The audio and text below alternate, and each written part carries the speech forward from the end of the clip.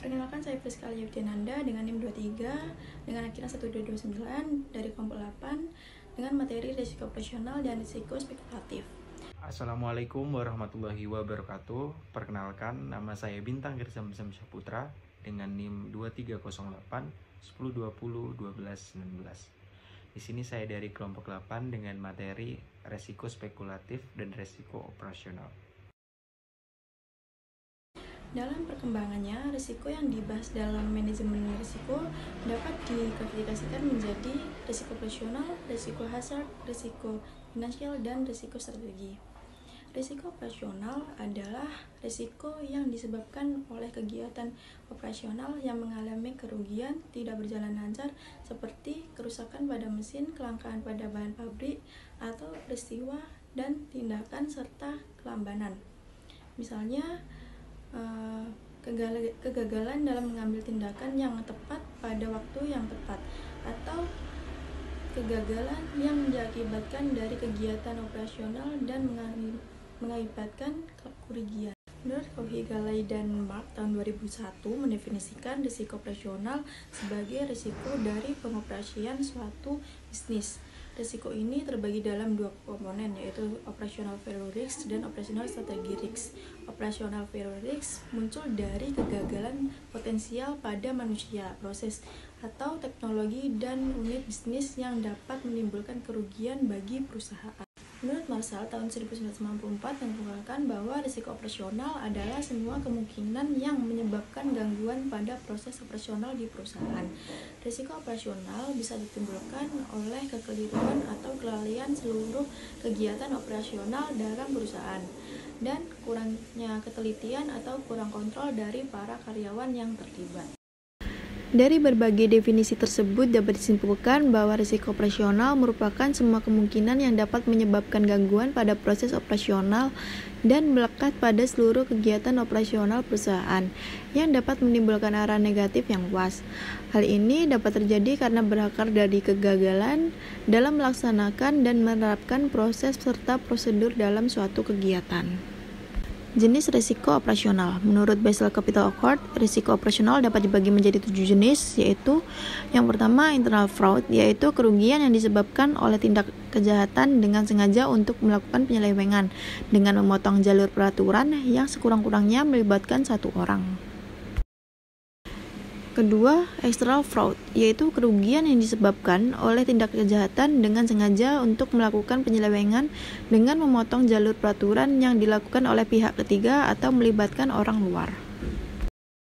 Yang ketiga, employment practice and workplace safety, yaitu kerugian yang disebabkan oleh diabaikannya ketentuan ketenagakerjaan dan keselamatan kerja yang menimbulkan tuntutan hukum.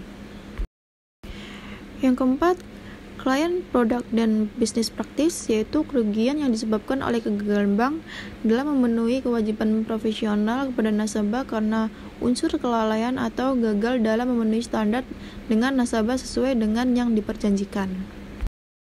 Yang kelima, damage to physical asset, yaitu kerugian yang disebabkan oleh kerusakan dari aset perusahaan secara fisik yang disebabkan oleh bencana alam atau peristiwa lainnya.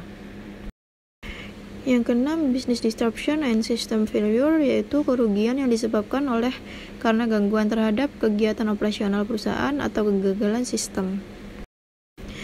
Dan yang terakhir, execution delivery and process management, yaitu kerugian yang disebabkan oleh gagalnya proses transaksi atau proses manajemen atau akibat hubungan dengan trades, counterparties, and vendor. Resiko berdasarkan sifatnya, salah satunya adalah resiko spekulatif.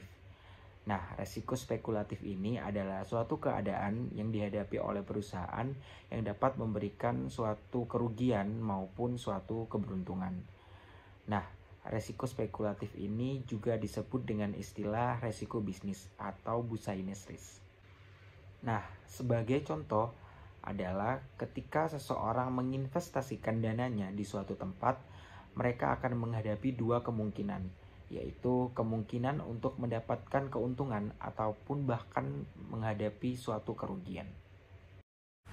Contoh dari resiko spekulatif. 1. Tipe resiko pasar.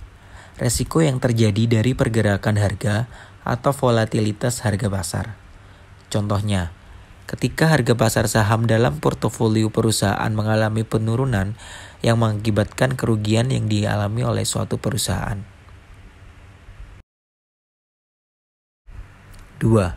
Tipe resiko kredit. Resiko karena counterparty gagal memenuhi kewajibannya pada perusahaan.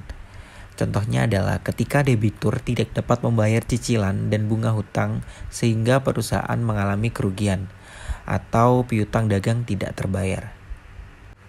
3.